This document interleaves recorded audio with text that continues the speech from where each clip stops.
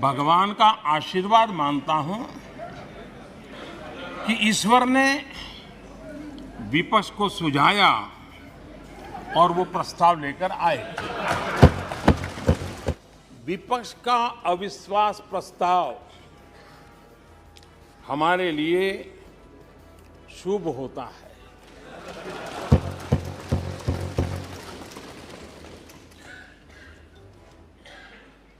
और मैं आज देख रहा हूं कि आपने तय कर लिया है कि एनडीए और बीजेपी 2024 के चुनाव में पुराने सारे रिकॉर्ड तोड़ करके भव्य विजय के साथ जनता के आशीर्वाद से वापस आएंगे।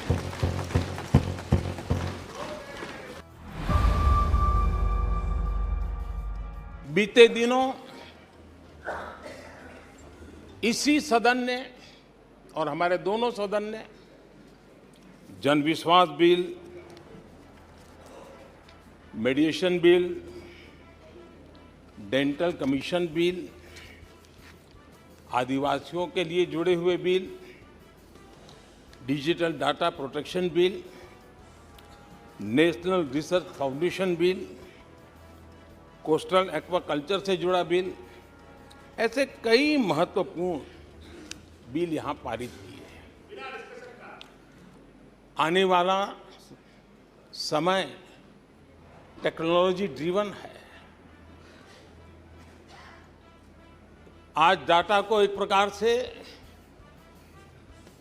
सेकंड ऑयल के रूप में, सेकंड गोल्ड के रूप में माना जाता है।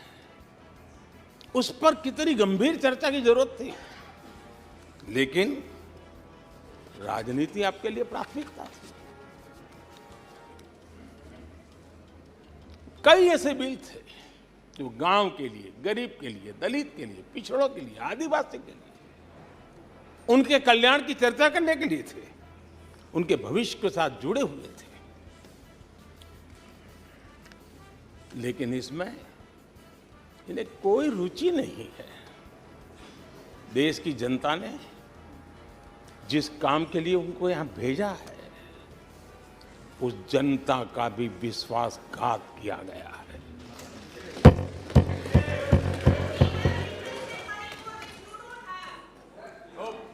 विपक्ष के कुछ दलों के लिए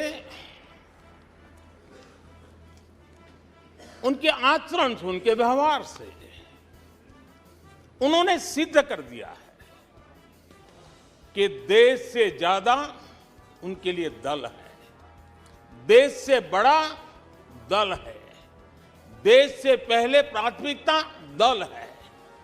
मैं समझता हूं आपको गरीब के भूख की चिंता नहीं है, सत्ता की भूख, यही आपके दिमाग पे सवार है।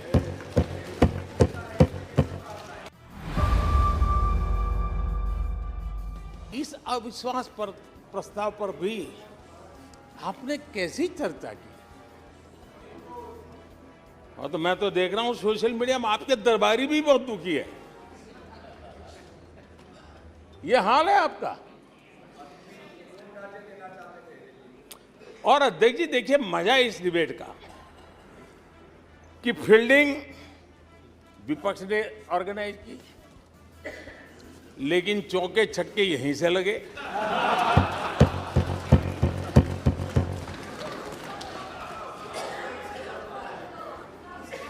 और विपक्ष नो कॉन्फिडेंस मोशन पे नो बॉल नो बॉल पर ही करते आगे चलता जा रहा है। इधर से सेंचुरी हो रही है, उधर से नो बॉल हो रहे हैं।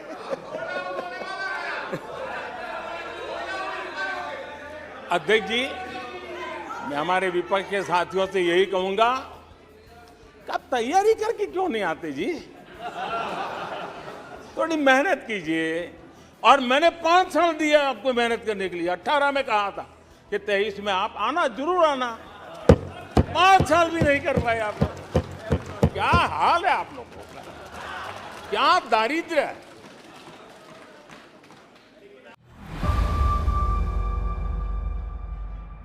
आज गरीब के दिल में अपने सपने पूरा करने का भरोसा पैदा हुआ है।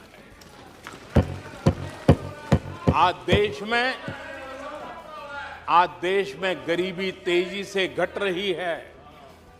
नीति आयोग के रिपोर्ट के अनुसार पिछले 5 साल में 13.5 करोड़ लोग गरीबी से बाहर आए हैं। आदरणीय अध्यक्ष जी, आईएमएफ अपने एक वर्किंग पेपर में लिखता है कि भारत ने अति गरीबी को करीब करीब खत्म कर दिया है। आईएमएफ ने भारत के डीबीटी के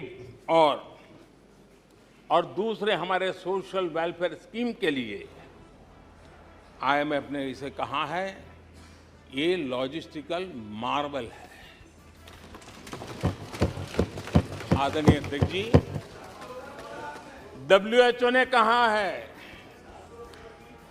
आदरणीय अध्यक्ष जी, वर्ल्ड हेल्थ ऑर्गेनाइजेशन ने कहा है कि जल जीवन मिशन के जरिए भारत में 4 लाख लोगों की जान बच रही है। यूनिसेफ ने क्या कहा है? यूनिसेफ ने कहा है कि स्वच्छ भारत अभियान के कारण हर साल गरीबों के 50,000 रुपये बच रहे हैं। ये लेकिन भारत की इन उपलब्धियों से कांग्रेस समेत विपक्ष के कुछ दलों को अविश्वास है। पिछले 3 दिन से भी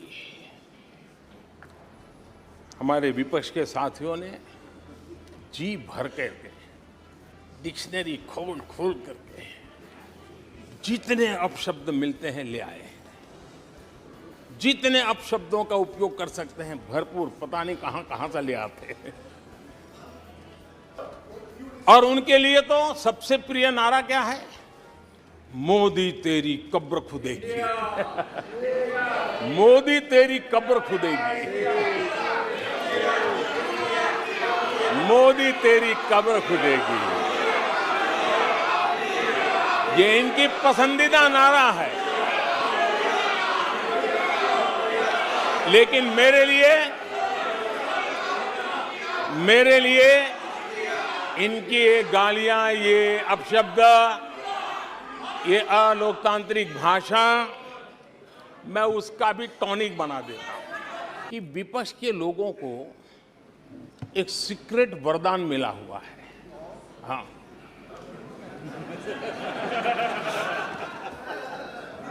सीक्रेट वरदान मिला हुआ है जी। और वरदान ये कि ये लोग जिसका बुरा चाहेंगे उसका भलाई ही होगा।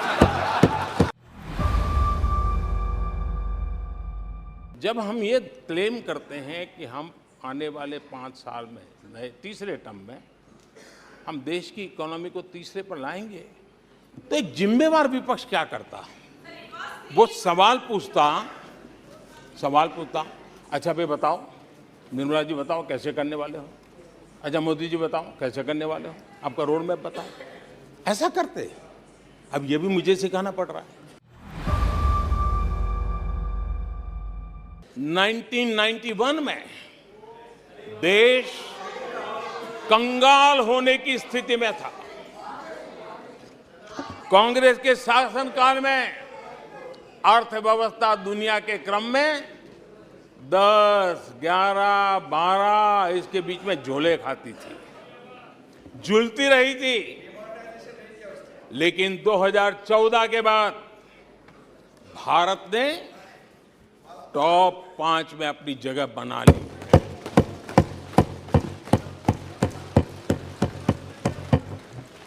कांग्रेस के लोगों को लगता होगा कि ये कोई जादू से लकड़ी से हुआ है, लेकिन मैं आज सदन को बताना चाहता हूं, माननीय अध्यक्ष,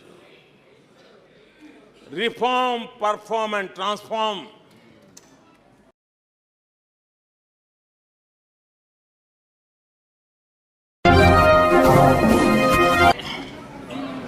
भगवान का आशीर्वाद मानता हूं कि ईश्वर ने विपक्ष को सुझाया और वो प्रस्ताव लेकर आए। विपक्ष का अविश्वास प्रस्ताव हमारे लिए शुभ होता है।